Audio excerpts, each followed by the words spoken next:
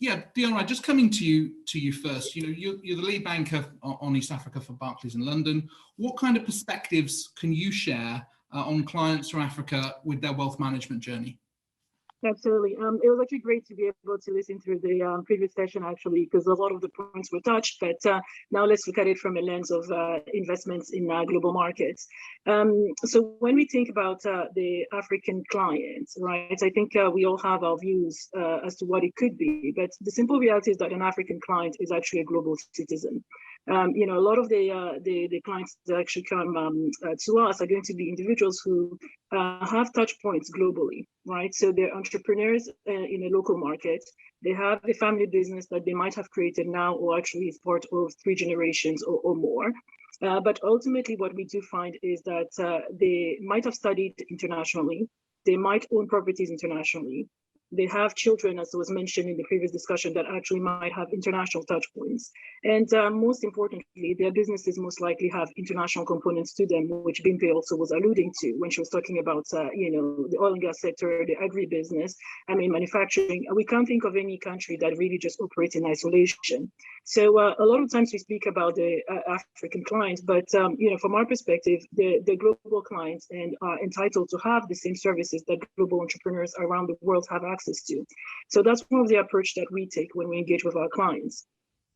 It's really a matter of understanding where are they in their journey. The keywords that our colleagues mentioned earlier that I thought were fantastic. Some about, you know, preservation of wealth is like, you know, avoiding erosion of the family wealth that was taking so long. We all know the challenges that could exist locally to be able to create that wealth. So the preservation aspect of it, it's so key for us. So what we start with is understanding our clients. That's the fundamental of everything that we do in our investment philosophy.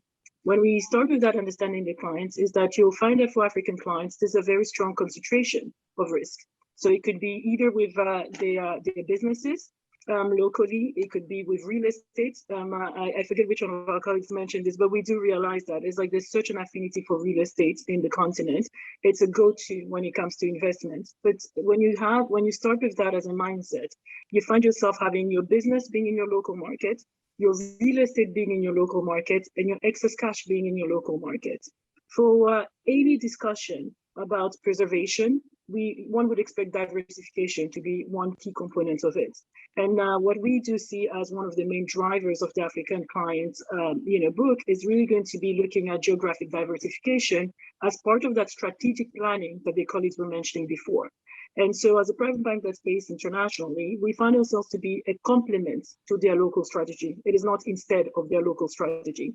So when we think about that African client, it's really thinking, how do we utilize what global markets have to offer to help them meet their ambitions for the long term? How do we think about their very specific needs and tailor the various investment solutions that are out there to meet their needs? And I think that's also one last point I'll mention in our initial introduction, is that when we think about investments, we all come with our views. Everybody has in their mind, it might be stocks, it might be this, it might be that. But when we're a large investment house, as we are, there's just such a large suite of solutions that exists. So we don't start with the solution. That's always the finishing point. So for us, planning and starting with the clients, understanding what their needs are, understanding what their family structure looks like, we assume that there's a next generation of clients who don't have children, and their needs could be different. We can assume that, you know, it's a father and mother, or it's patriarch. It could be a matriarch with a different view.